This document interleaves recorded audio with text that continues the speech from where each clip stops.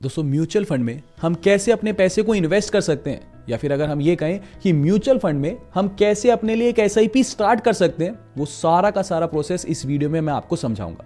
इस वीडियो में मैं आपको ये भी समझाऊंगा कि कौन कौन से प्रकार के म्यूचुअल फंड्स होते हैं और हमें किस म्यूचुअल फंड में अपने लिए एक एसआईपी स्टार्ट करनी चाहिए। हो सकता है बहुत से लोगों को ये एसआईपी वगैरह के बारे में सब कुछ पता हो, लेकिन बहुत से ऐसे भी लोग हैं जिन्हें अभी भी जरूरत है कि एसआईपी हम कैसे स्टार्ट कर सकते हैं, इसके ऊपर एक पूरे प्रोसेस के ऊपर एक वीडियो बनाने की। तो एक काम करते हैं, बिल्कुल स्टेप बाय स्टेप मैं आपको समझाता हूं, पूरा इंटरफेस मैं आपको समझाऊंगा। अब आप म्यूचुअल फंड में इन्वेस्ट करने के लिए किसी भी एप्लीकेशन का यूज कर सकते हो। आप चाहो तो ग्रो का यूज करो, जीरोधा का यूज करो, बहुत सारी एप्लीकेशंस मौजूद हैं। बेसिकली मैं एंजल वन को यूज करता हूं, कोई पेड प्रमोशन नहीं है, ना ही मैं आपको कोई लिंक दे रहा, बस किसी भी एक एप्लीकेशन का यूज करके समझना जरूरी है, दैट्स इट। ठीक है जी, आप किसी भी एप्लीकेशन का यूज कर सकते हो। ठीक है, अब देखो ये एंजल वन का मैंने इंटरफेस खोल लिया, कुछ फ्रंट पेज ऐसा दिखाई देता है। हमें म्यूचुअल फंड में इन्वेस्ट करना है, इसलिए मैंने म्यूचुअल फंड यहां पे सेलेक्ट कर रखा है। वैसे अलग अलग ऑप्शंस है, जैसे देखो स्टॉक्स का भी ऑप्शन दिख रहा है, F&O, म्यूचुअल फंड या फिर फिक्स डिपॉजिट। अब म्यूचुअल फंड वाले ऑप्शन को मैंने सेलेक्ट कर लिया। अब हम यहां पे देखेंगे कि जी म्यूचुअल फंड के अंदर हम कैसे एसआईपी स्टार्ट कर सकते हैं। बेसिकली हमें ये देखना है ना, एक एसआईपी मैं आपको लगा के भी दिखाऊंगा कैसे हम इन्वेस्टमेंट करते हैं। बट सबसे पहले जो इंटरफेस दिख रहा है, अलग अलग चीजें जो हैं, उसको समझना बहुत जरूरी है। बिल्कुल बच्चों वाली लैंग्वेज में मैं आपको समझाऊंगा ताकि आसानी से आप सारी चीजें समझ जाओ। देखो अब यहां पे सबसे पहले देखो, invest in most boat SIP, सबसे ज्यादा खरीदी हुई एसआईपी में इन्वेस्ट करो। यहां पे ना व्यू ऑल पे क्लिक करते हैं, ऊपर अलग अलग इन्वेस्टमेंट ऑप्शन आ रहे हैं। जैसे पहले तो मैंने ऑल पे क्लिक कर रखा है, फिर देखो यहां पे एक काम करते हैं, लार्ज कैप से शुरू करते हैं। यहां लार्ज कैप को मैं सेलेक्ट करूंगा, तो ये सारे के सारे वो म्यूचुअल फंड आ गए जिसके अंदर अगर आप पैसे को इन्वेस्ट करोगे तो आपका जो फंड मैनेजर है ना, वो लार्ज कैप कंपनीज में पैसे को इन्वेस्ट करेगा। अब लार्ज कैप क्या होती है? भारत की जो टॉप 100 कंपनीज है ना, उसके अंदर आपके पैसे को इन्वेस्ट करेगा। ठीक है जी, अगर मान लो आप मिड कैप सेलेक्ट करते हो और किसी भी फंड में, जैसे मान लो आपका मन मिड कैप सेलेक्ट करके आपका मन हुआ कि मोतीलाल ओसवाल मिड कैप, जो कि मतलब 27% की इसने ऑन एन एवरेज रिटर्न दिए पिछले 3 सालों में, मान लो आप इस फंड में मन बनाते हो फॉर एग्जांपल इन्वेस्ट करने का, तो मिड कैप में जो आपका फंड मैनेजर होगा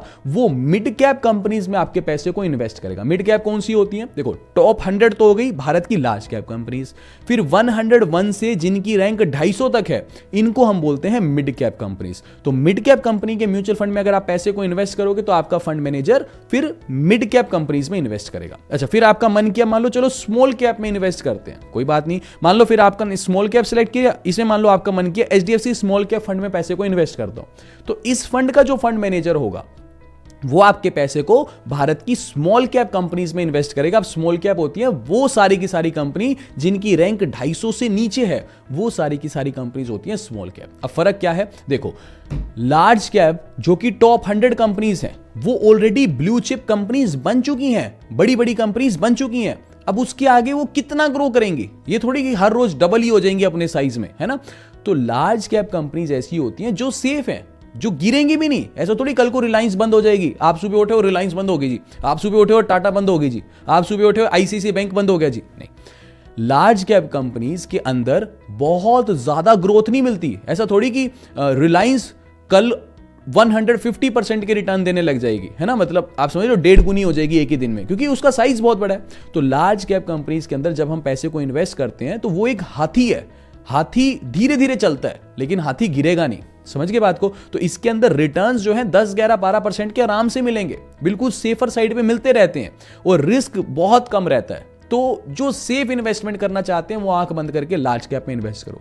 जो बिल्कुल नए नए इन्वेस्टर्स हैं, जिनको अभी तक कुछ भी नहीं पता था म्यूचुअल फंड के बारे में, बस पहली बार ये वीडियो देख रहे हैं और इन्वेस्ट करना चाहते हैं, तो वो लार्ज कैप में इन्वेस्ट करें या फिर इंडेक्स फंड में इन्वेस्ट करें, वो भी मैं आपको आगे समझाऊंगा। दूसरी मिड कैप 101 से लेकर 101 से लेकर 250 तक जिसकी रैंक है, 250 तक, वो कंपनीज मिड कैप है। अब उसके अंदर पोटेंशियल है, हो सकता है वो अच्छा परफॉर्म करे, कल को लार्ज कैप बन जाए, तो मैंने उन कंपनीज में पैसा इन्वेस्ट किया, कल को मेरा पैसा भी ग्रो करेगा। या फिर हो सकता है कि वो लुढ़क के नीचे आ जाए, तो हल्का फुल्का रिस्क है। तो मानो हल्का फुल्का रिस्क है तो रिटर्न भी ज्यादा है, क्योंकि रिटर्न भी तो है ना, कल को वो अच्छा परफॉर्म करेगी तो पैसा भी तो ज्यादा ग्रो करेगा। तो लार्ज कैप से अच्छा रिटर्न मिड कैप में मिल जाता है। स्मॉल कैप के बारे में, वो छोटी कंपनीज है, अगर तो ग्रो करी तो और उनमें से कुछ एक कंपनीज लार्ज कैप जितनी ग्रो करेगी तो मेरा पैसा समझो 10-10 गुना भी बढ़ सकता है ना। तो जो स्मॉल कैप कंपनीज हैं उनमें एक रिस्क क्या है, रिस्क ये भी तो है कि कल को बंद भी तो जल्दी हो सकती हैं, क्योंकि ज्यादातर स्मॉल कैप कंपनीज फंडिंग उठा उठा के चल रही होती हैं, है ना। तो स्मॉल कैप के अंदर रिस्क भी ज्यादा है, अगर रिस्क ज्यादा है तो फिर रिटर्न भी ज्यादा है। तो सिंपल सी चीज है, अगर हम पास्ट की हिस्ट्री को देखें तो स्मॉल कैप में ऑन एन एवरेज अच्छा रिटर्न मिल जाता है। एग्रेसिव अगर आप इन्वेस्टर हो कोई दिक्कत नहीं है, देखी जाएगी, डूब गए तो डूब गए, चल गए तो चल गए, तो फिर स्मॉल कैप को कंसीडर कर सकते हो। ठीक ठाक मॉडरेट एग्रेसिव हो अगर आप तो मिड कैप में आ सकते हो, बिल्कुल रिस्क नहीं लेना, ठीक है। रिटायरमेंट का पैसा पड़ा है या बच्चों की पढ़ाई के लिए पैसा रखा हुआ है जो डूबना नहीं चाहिए, बट एफडी से ज्यादा रिटर्न मिलते रहे, तो फिर हम लार्ज कैप की तरफ जाएंगे, ठीक है।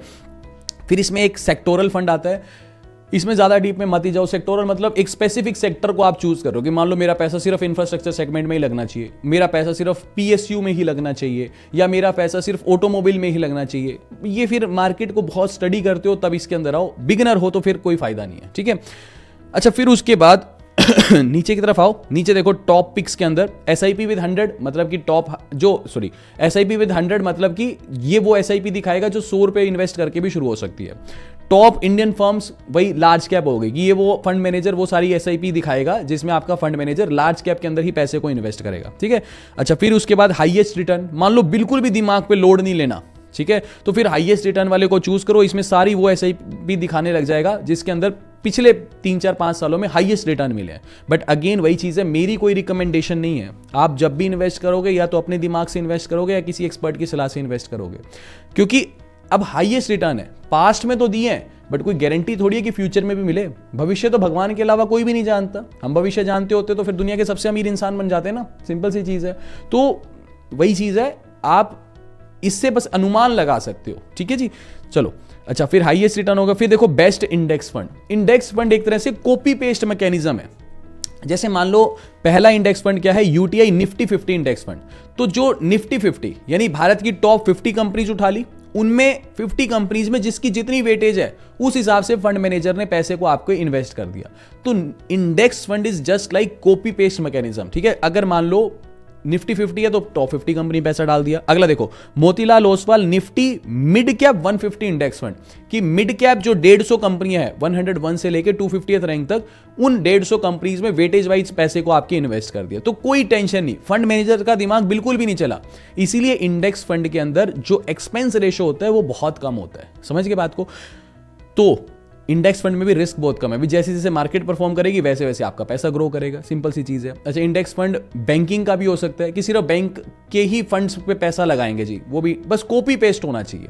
तो आप लार्ज कैप में भी पैसे को इन्वेस्ट कर सकते हो, इंडेक्स में भी इन्वेस्ट कर सकते हो अगर आप बिगिनर हो, ठीक है जी।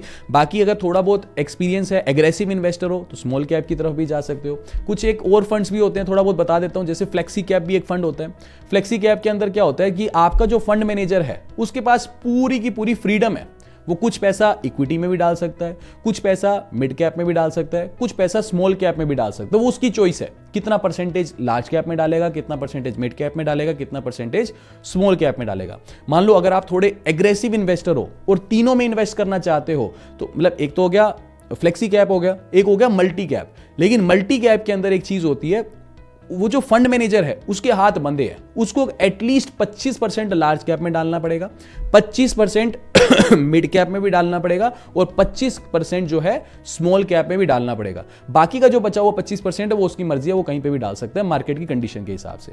तो आप फ्लेक्सी कैप या फिर मल्टी कैप की तरफ भी जा सकते हो, ठीक है। एक हाइब्रिड फंड्स होते हैं, उसमें क्या होता है, अगर आप बिल्कुल रिस्क नहीं लेना चाहते तो कुछ पैसा आपका फंड मैनेजर क्या बोलते हैं इक्विटी में डालेगा, यानी मार्केट के अंदर पैसा इन्वेस्ट करेगा।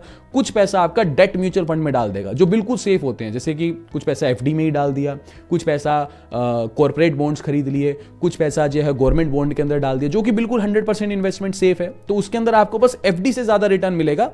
हाइब्रिड फंड आप कह सकते हो कि लार्ज कैप से भी ज्यादा ही सेफ होते हैं, क्योंकि जो पैसा इक्विटी में डलता है ना हाइब्रिड फंड के अंदर, वो भी पैसा लार्ज कैप के अंदर ही डल रहा होता है, ठीक है। तो ये मैंने आपको ओवरऑल मैकेनिज्म समझाया थोड़ा बहुत, ठीक है, इससे आपको आइडिया लगा होगा। अब एक फंड खरीद के दिखाता हूं, जैसे फॉर एग्जांपल कोई भी सजेशन नहीं है, प्लीज इसको समझना, ठीक है, आप अपनी सूझबूझ से ही इन्वेस्टमेंट करोगे, ये बस एक एजुकेशनल वीडियो है, ठीक है ना। अब जैसे मान लो हाईएस्ट रिटर्न पे मैं क्लिक करता हूं, मेरे को लगा SBI PSU फंड दिखा रहा है, ठीक है, तो चलो इसके अंदर इन्वेस्ट करते हैं। तो मैंने इसको सेलेक्ट किया, मान लो मैं कहता हूं इसके अंदर मैं 1000 रुपए इन्वेस्ट करता हूं, तो 1000 सेलेक्ट किया, यहां पे स्टार्ट SIP पे क्लिक करूंगा, ठीक है जी, ये ऑर्डर मेरा प्लेस हो जाएगा, क्योंकि मैंने इस पे अकाउंट बना रखा है, तो एक क्लिक पे मेरा ऑर्डर प्लेस हो जाता है। तो यहां से मेरी हर महीने जो है 1000 रुपए की SIP SBI PSU फंड के अंदर जो है स्टार्ट हो जाएगी। देखो एक चीज और है, अगर आपको ये सेशन अभी तक इंफॉर्मेटिव लग रहा है ना, तो प्लीज वीडियो को लाइक और चैनल को सब्सक्राइब जरूर करना, इससे हमें जो है बहुत मोटिवेशन और एक सपोर्ट मिलता है, ठीक है जी। अब मान लो एक चीज और होती है, गोल्ड म्यूचुअल फंड भी होते हैं और गोल्ड ETF भी होते हैं, ठीक है। जैसे आपने SIP स्टार्ट करी, मान लो किसी भी फंड में, मान लो लार्ज कैप में करी, तो आपका फंड मैनेजर क्या करेगा भी, लार्ज कैप जो टॉप 100 कंपनीज हैं उनमें से मान लो 25 कंपनी उठाता है, तो उसका दिमाग लगाना कि कौन सी कंपनियां उठाऊं जो बढ़िया परफॉर्म करेंगी, है ना। 25 कंपनी उठाई, उसने दिमाग लगाया, मार्केट को स्टडी किया, बैलेंस शीट पढ़ी, हर चीज देखी कंपनी की, ठीक है। 100 में से 25 कंपनीज उठा करके आपके पैसे को इन्वेस्ट कर दिया, तो उसने लार्ज कैप म्यूचुअल फंड बन गया। ये गोल्ड म्यूचुअल फंड क्या होता है उसमें जो आपका फंड मैनेजर होता है उसका भी दिमाग ज्यादा नहीं लगता, क्यों, क्योंकि वो आपके पैसे को लेगा और गोल्ड के अंदर इन्वेस्ट कर देगा, समझ रहे हो। बस उसका दिमाग एक जगह लगता है कि जो गोल्ड हम खरीदेंगे भाई आपके पैसे से, वो बेसिकली फिजिकल गोल्ड तो खरीदेगा, उसको वोल्ट में रखेगा, स्टोर करेगा, बस उसका दिमाग सिर्फ इस चीज में खर्च होता है कि आपके पैसे से या जितना भी पूल इकट्ठा हुआ उस पैसे से बस जो गोल्ड आ रहा है उसकी प्योरिटी ठीक होनी चाहिए, समझ गए। अब अगर मान लो आप गोल्ड म्यूचुअल फंड में इन्वेस्ट करते हो या गोल्ड ETF में, वैसे तो गोल्ड म्यूचुअल फंड में कभी मत इन्वेस्ट करना, हमेशा इन्वेस्ट करो तो गोल्ड ETF में ही इन्वेस्ट करो, क्योंकि उसमें फिर हमें एक्सपेंस रेशियो कम पड़ता है। गोल्ड ETF एक तरह से स्टॉक है, समझ के बात को, और जो गोल्ड म्यूचुअल फंड है उसमें जो आपका फंड मैनेजर है वो भी अल्टीमेटली गोल्ड ETF में ही पैसा इन्वेस्ट करेगा, तो हम डायरेक्ट गोल्ड ETF में इन्वेस्ट कर लेंगे। अब होता क्या है, गोल्ड म्यूचुअल फंड में एक्सपेंस रेशियो कम दिखता है, जैसे गोल्ड म्यूचुअल फंड में जब आप इन्वेस्ट करोगे तो एक्सपेंस रेशियो दिखेगा 0.20%, और गोल्ड ETF में इन्वेस्टमेंट एक्सपेंस रेशियो दिखेगा 0.5%, मान लो 0.6%। बट अब अगर मान लो आप गोल्ड म्यूचुअल फंड में जो आपका फंड मैनेजर है वो 0.20% तो आपसे लेगा ही लेगा एक्सपेंस रेशियो, प्लस आगे भी तो उसका खर्चा लग रहा है 0.5% या 0.6%, वो भी आपसे ही चार्ज करेगा, तो डबल एक्सपेंस रेशियो पड़ता है। इसलिए गोल्ड ETF में ही डायरेक्ट इन्वेस्ट करो। करना कैसे है, देखो जैसे मान लो मैं एंजल वन की एप्लीकेशन पे हूं, ऊपर सर्च का ऑप्शन दिख रहा है, यहां पे लिख लो आप गोल्ड ETF जी, ठीक है जी। गोल्ड ETF लिखोगे, एक तो ये म्यूचुअल फंड दिख रहा है, इसमें तो सारे गोल्ड के म्यूचुअल फंड आ गए, इसके बगल में ETF दिख रहा है, ठीक है जी। इस ETF पे क्लिक करो, मान लो मैं ICICI प्रूडेंशियल गोल्ड ETF खरीदना चाहता हूं, ठीक है जी। यहां पे नीचे बाय का ऑप्शन दिख रहा है, यहां मैं 1 टाइम खरीदता हूं। अब यहां नंबर ऑफ शेयर पूछ रहे कितने खरीदने, ठीक है, जैसे मान लो मैं कहता हूं 5 खरीदने हैं, तो 116.93 रुपए का एक शेयर है, 5 खरीदने हैं, तो यहां पे ये हो गया हमारा 584.66 रुपीज मेरे को देने पड़ेंगे। तो जितना पैसा इन्वेस्ट करना है, मान लो आपको लाख रुपए इन्वेस्ट करना है, मान लो मैं यहां कहता हूं 500 खरीद रहे हैं, तो ये हो गया 58,000 के, 5,000 खरीदने हैं तो 5,84,000 के। तो जितना पैसा आपको इन्वेस्ट करना है उतना पैसा आप इन्वेस्ट कर सकते हो, डायरेक्ट गोल्ड ETF में जो है आपका पैसा इन्वेस्ट होता है। अच्छी चीज क्या होती है ना गोल्ड ETF की या गोल्ड म्यूचुअल फंड की, गोल्ड के ऊपर जब हम फिजिकल गोल्ड खरीदते हैं, एक तो मेकिंग चार्ज लगता है, दूसरा उसके ऊपर 3% GST भी लगता है। गोल्ड म्यूचुअल फंड या गोल्ड ETF में, पहली बात तो म्यूचुअल फंड रहने दो, ETF में इन्वेस्ट करना अगर करना भी है तो। ETF के अंदर आपको मेकिंग चार्ज तो लग नहीं रहे, 0 लग रहे हैं, जो GST भी लगता है ना वो भी आपका नेट एसेट वैल्यू में एडजस्ट हो जाता है। तो कहने का मतलब जितना पैसा मैं डाल रहा हूं उतना ही मेरा पैसा इन्वेस्ट हो रहा है, ना GST की सरदर्दी, ठीक है, ना मेकिंग चार्ज, भाई जितना गोल्ड में इन्वेस्ट कर रहा हूं एज इट इज उतना ही इन्वेस्ट हो रहा है। तो जो लोग ये फिजिकल गोल्ड खरीदते हैं, गोल्ड बिस्किट खरीद लिया, गोल्ड कॉइन खरीद लिया, उससे लाख गुना अच्छा आप गोल्ड ETF में पैसे को इन्वेस्ट करो। इसके अलावा काफी लोग मेरे से ये पूछते हैं कि जी best zero balance savings account कौन सा है जिसे हम ऑनलाइन घर बैठे बैठे खोल सके। तो इसके लिए आप कोटक महिंद्रा बैंक का जीरो बैलेंस सेविंग्स अकाउंट खोल सकते हो, यानी इसके लिए कोई भी चार्जेस नहीं लगते, एकदम जीरो बैलेंस सेविंग्स अकाउंट आपका खुल जाता है। बेसिकली 2 प्रकार के वहां पे अकाउंट खुलते हैं, एक क्लासिक अकाउंट खुलता है और एक सुपर अकाउंट खुलता है। दोनों ही जीरो बैलेंस सेविंग्स अकाउंट है, बस उनके अंदर थोड़ा सा फर्क है। अगर आप कोटक महिंद्रा बैंक का जीरो बैलेंस सेविंग्स अकाउंट खोलना चाहते हो तो वीडियो प्रॉपर बना रखी है जिसके अंदर अच्छे से इन दोनों के बीच के डिफरेंस को समझा रखा है। ये वाली वीडियो आप देख सकते हो, इस वीडियो का लिंक आपको डिस्क्रिप्शन में दे दूंगा, आसानी से वो वीडियो देखो। अगर आप इंटरेस्टेड हो तो वीडियो देख सकते हो और ऑनलाइन घर बैठे बैठे उस अकाउंट को भी खोल सकते हो। बाकी मिलते हैं आपसे अगली वीडियो में, अभी के लिए this is end of the video. Thanks for listening and thank you all.